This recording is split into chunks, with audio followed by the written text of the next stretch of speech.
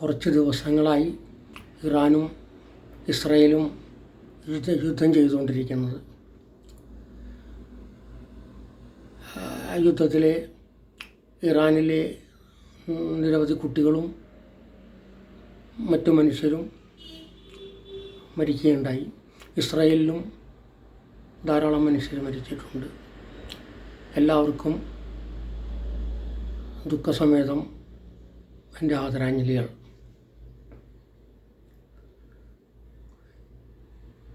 രാജ്യങ്ങൾ തമ്മിൽ യുദ്ധം ചെയ്യുമ്പോൾ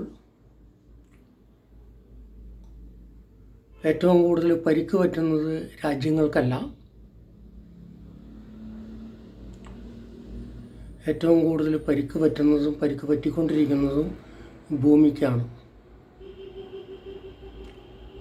അത്യുഗ്രശേഷിയുള്ള മിസൈലുകളാണ്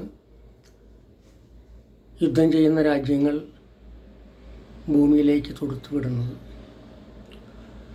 ആ മിസൈലുകൾ ഭൂമിയിൽ ഇടിച്ചു പൊട്ടുമ്പോൾ ഭൂമിക്കുണ്ടാകുന്ന ഷെയ്ക്ക്, അനക്കം, അതുപോലെ ഭൂമിക്കുള്ളിലേക്ക് ഉണ്ടാകുന്ന വിള്ളലുകൾ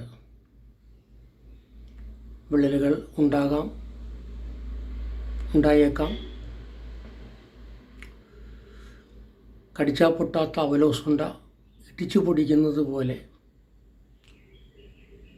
എല്ലാ രാജ്യങ്ങളും ഭീമാകരമായ അതിശക്തമായ മിസൈലുകൾ എതിർ രാജ്യത്തേക്ക് തൊടുത്തുവിടുമ്പോൾ അത് ചെന്ന് പതിക്കുന്നത് ഭൂമിയിലാണ്.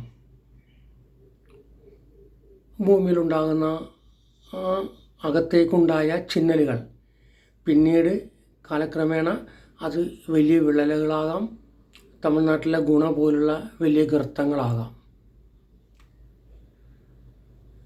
ഗൺ പൗഡർ കണ്ടുപിടിച്ചതിന് ശേഷം AD 808 ജർമ്മൻ ആദ്യമായി റോക്കറ്റ് കണ്ടുപിടിക്കുന്നത്.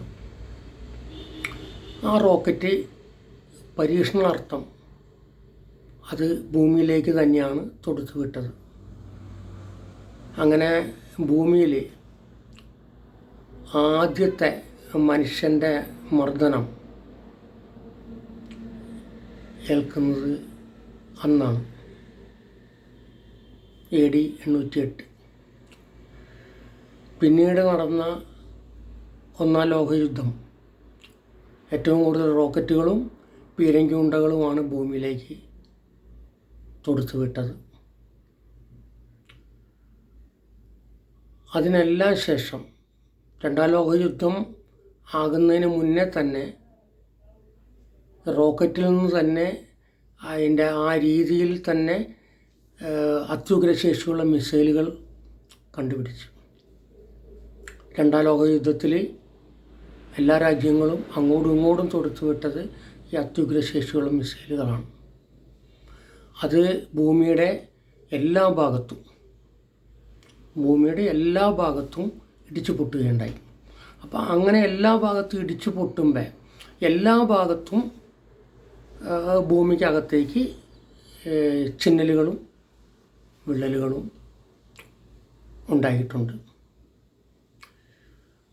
അത് കാലക്രമേണ ഞാൻ നേരത്തെ പറഞ്ഞതുപോലെ അത് വലിയ ഗർത്തങ്ങളാകുകയാണെങ്കിൽ ആ ഗർത്തങ്ങൾ കടലിനടിയിലാണ് രൂപപ്പെടുന്നതെങ്കിൽ തീർച്ചയായും കടലിലെ വെള്ളം മുഴുവനും ഗർത്തങ്ങളുടെ അകത്തേക്ക് പോകും. അപ്പോൾ കടൽ ജീവികൾ എല്ലാം ഇല്ലാതാവും. അങ്ങനെ സംഭവിക്കുന്നത് വഴി ഇപ്പം നദികളിലും ഇങ്ങനെയൊക്കെ സംഭവിച്ചാൽ മനുഷ്യരുടെ ഉൾപ്പെടെ എല്ലാ ജീവികളുടെയും ജീവൻ നിലനിർത്താൻ കഴിയാതെ വരും. അങ്ങനെ വരുമ്പോൾ ജീവനുകളില്ലാത്ത മറ്റേ പ്രപഞ്ചത്തിലെ ചന്ദ്രൻ, ചൊവ്വ, ശുക്രൻ, ബുധനൊക്കെ ഉള്ളതുപോലെ ജീവനില്ലാത്ത ഒരു ഗ്രഹമായി ഭൂമി മാറും. ഭൂമിയിൽ മനുഷ്യനേൽപ്പിക്കുന്ന പരിക്കുകൾ, ആ ആഘാതം, ആ മർദ്ദനം, അത് പരിക്കല്ലാതാകുന്നില്ല, ഭൂമിയിൽ ഏൽക്കുന്ന പരിക്ക് തന്നെയാണ്. അപ്പോൾ അങ്ങനെ എന്തെങ്കിലും ഈ അപകടങ്ങൾ ഭൂമിക്കുണ്ടായാൽ നമ്മളെന്താ ഇനിയുള്ള കാലത്ത്, ആ കാലത്തുള്ള മനുഷ്യർ പ്രകൃതിക്ഷോഭം എന്ന് പറഞ്ഞിട്ട് സമാധാനിക്കും. ഞാൻ പറഞ്ഞ പോലെ ജീവനുകൾ ഇല്ലാത്ത ഒരു ഗ്രഹമായി മാറിയാൽ പിന്നെ പറഞ്ഞിട്ട് കാര്യമില്ല. ഇത്തരം അപകടങ്ങൾ ഉണ്ടായാൽ, ഭൂമിക്ക് വിള്ളലുകൾ ഉണ്ടായാൽ, നമ്മൾ പ്രകൃതിക്ഷോഭം എന്ന് പറഞ്ഞ് സമാധാനിക്കുന്നതിന് പകരം നമുക്ക് അതെന്തെങ്കിലും പരിഹരിക്കാൻ കഴിയുമോ? നമ്മൾ വരുത്തി വെച്ചൊരു അപകടം, ഈ മിസൈലുകൾ ഇങ്ങനെ കൂടെ ഭൂമിയിലേക്ക് പതിപ്പിച്ച് ഭൂമിക്കുണ്ടാക്കുന്ന അപകടം, അത് നമ്മൾക്കത് പരിഹരിക്കാൻ കഴിയുമോ? പിന്നീട് അപകടം വന്നാൽ ഭൂമി വിള്ളലുകളൊക്കെ ഉണ്ടായാൽ പരിഹരിക്കാൻ കഴിയുമോ? ഇല്ല എന്നാണ് എൻ്റെ വിശ്വാസം. അപ്പോൾ അത് ഇനിയുള്ള കാലങ്ങളിൽ മനുഷ്യർ വളരെ ഗൗരവത്തിൽ എടുക്കണം.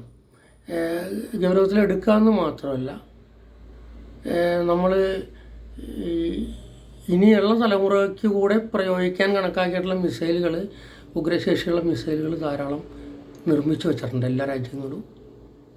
നിലവിലുള്ള ഭരണാധികാരികളും നിലവിലുള്ള നമ്മളെല്ലാവരും മരിച്ചു പോയാലും അടുത്ത തലമുറ അത് ഭൂമിയിലേക്ക് തൊടുത്തു വിടുന്നതിന് കണക്കാക്കി അത്രയും മിസൈലുകളും അത്രയും അണുബോംബുകളും അത്ര ആറ്റം ബോംബുകളൊക്കെ